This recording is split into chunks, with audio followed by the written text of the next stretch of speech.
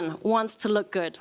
And I don't literally mean physically look good. I mean everyone wants to look good in a reputation, in making a first impression, especially when you first meet somebody. Research shows that in the first 7 seconds when you speak to somebody new, they're starting to form a judgment about you already. And you definitely want that judgment to be a good one, right? So I want to share a personal story. When I came back out to the workforce about 3 years ago and I stopped breastfeeding my twins, I decided to become a speaker and wanting to write a book and become a mentor. But what was I good at? I believe that everyone is an expert at something. So I was thinking about my life, and I was being asked questions from different mentors. I was like, what am I really good at? And throughout my journey so far in my mentorship as a business mentor, I was like, I'm really good at growing my network, growing my relationship capital, because that is the one thing that is really important in business. And luckily, I do know how to do that, and I excelled at it. So I was like, okay, well, maybe I'll write about that and write a course about it. And as I was writing the course, I really enjoyed doing it, and I wanted to experiment. So just yesterday, when I was flying to Dallas from Los Angeles, I was like, you know what? I know that in traveling, you're only allowed to bring 3.4 ounces of liquid on board, right? Everyone knows. But let me go and try and bring 6 juices, because I was on a cleanse.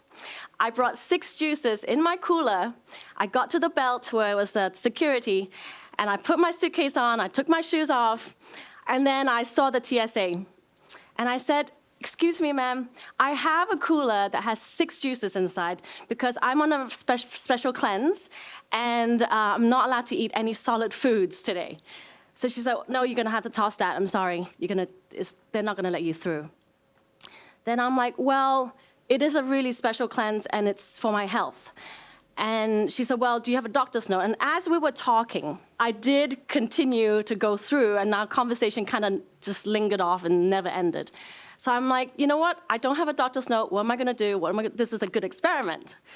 So I went over past the security, and I was starting to give off this good energy and thinking, you know what? It's going to happen. It's going to be fine. It's going to be fine. So I saw this guy. He picked up my bag. He said, is this yours?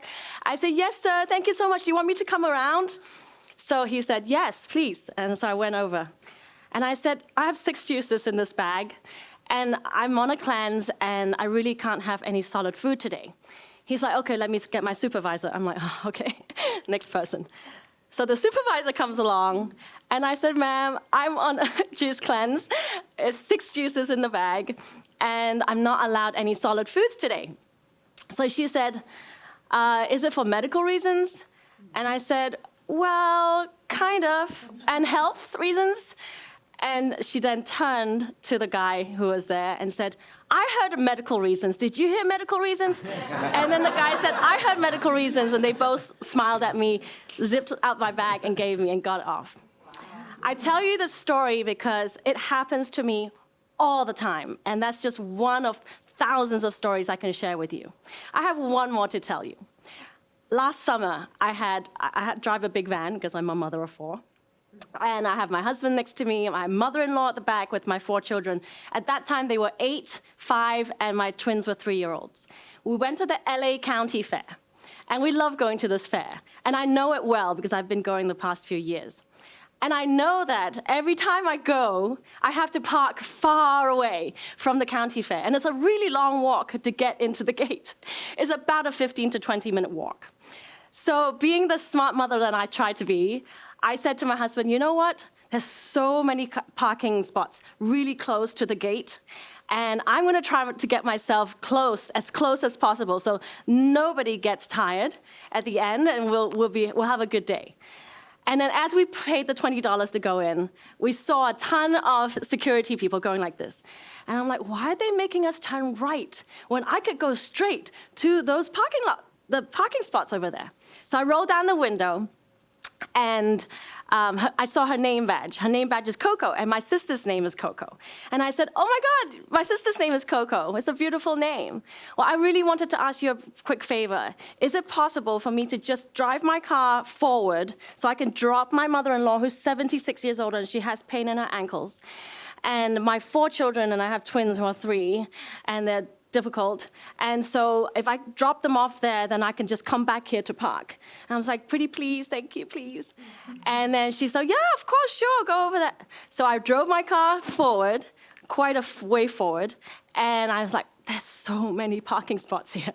Why are they not letting anyone drive? So of course, Michael and I was like winking at him. I was like, you see? So then I went over there and I found a parking spot right by the gate, got everyone off, and we got to a great start.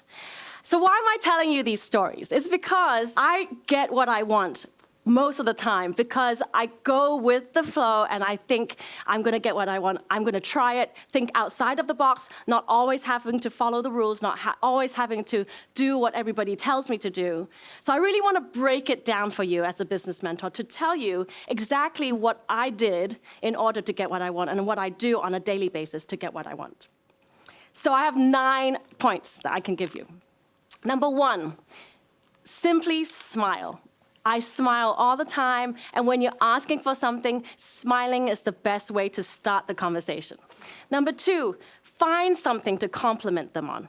So for me, it was like her name, Coco. Or if you don't find something to compliment her, find something that's familiar with you guys.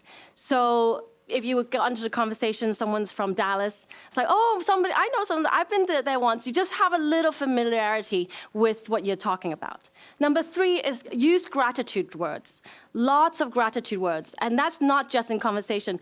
Have conversations with yourself and gratitude words. Say thank you, I am grateful every day, all the time. Number 4 is ask open-ended questions. Now, if you are having a two-way conversation, asking open-ended questions is really good because you are opening up for more deeper conversations. So, for example, if someone's telling you a dramatic story, you might say, oh, were you scared? Instead of saying, oh, were you scared? Because they would just say yes or no. Instead you say, how did you feel? Oh my gosh, how did you feel? It's an open-ended question so that you let them continue the story and maybe go deeper. Number 5 is to give them value.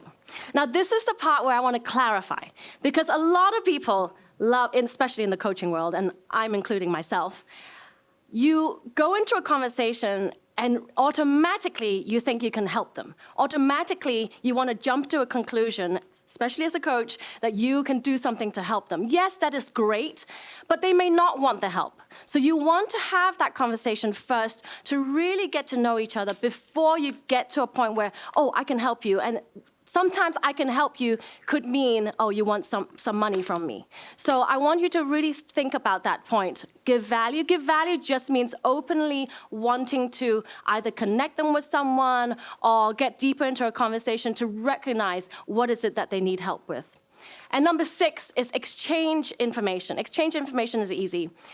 Once you give them your phone number or an email, you definitely know that you've become friends, because then they're giving you the permission to connect with them by text or by social media. And then number 7 is to follow up. Lots of deals are broken in the follow-up because people really do not like following up. And if you do follow up, don't be annoying following up. You want to follow up once, let them be, and then you want to follow up again. That's my number 8 is also a follow-up. Follow-up on the number 8 point is actually keep in touch. So what I love to do is I love to keep in touch with people that I've met. I have a little hack that I want to teach you. So in my text messages, I actually keep all my texts still visible to me, and I scroll up, and anybody that I want to continue having a relationship with. So if I find myself in a waiting room, bored, or at a parking lot waiting for somebody, I'm just scrolling up, oh, I haven't spoken to that person in a while. And I kept it in my text on purpose so I can say, hey, just thinking of you, check in, are you doing well? And then once the conversation is finished, I actually delete the text so that I no longer, it's a completion.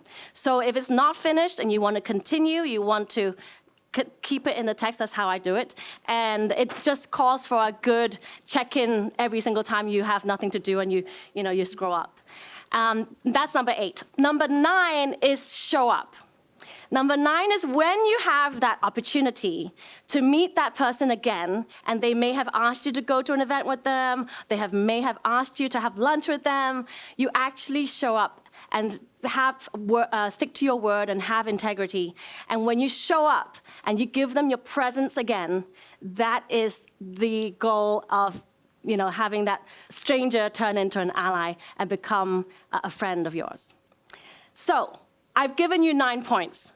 They're important points, and they are points that I would love and encourage you to practice every day. But the bonus is the one that I really, really, really want you to listen to.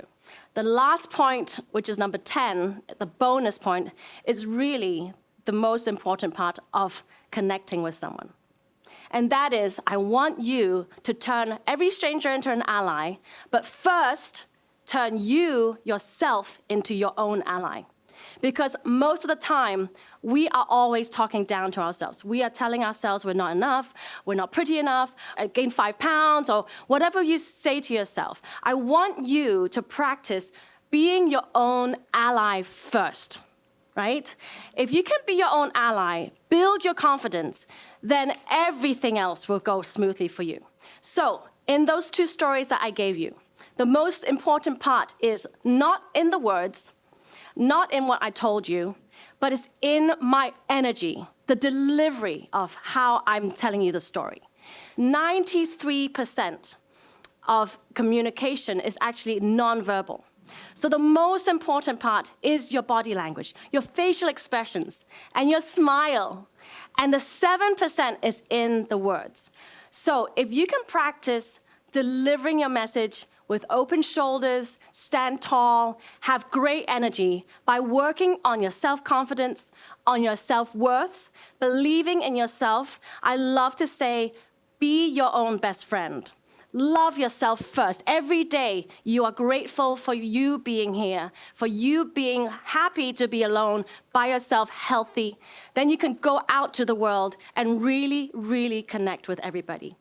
So today, I've smiled, I've complimented you, I have given you gratitude words, I have asked questions, though not open-ended questions because we're not having a two-way conversation. I've given you value. I'm going to exchange information with you. I'm going to follow up, and I'm going to keep in touch if you wish. And I showed up. So I have made every one of you today into my ally. Thank you.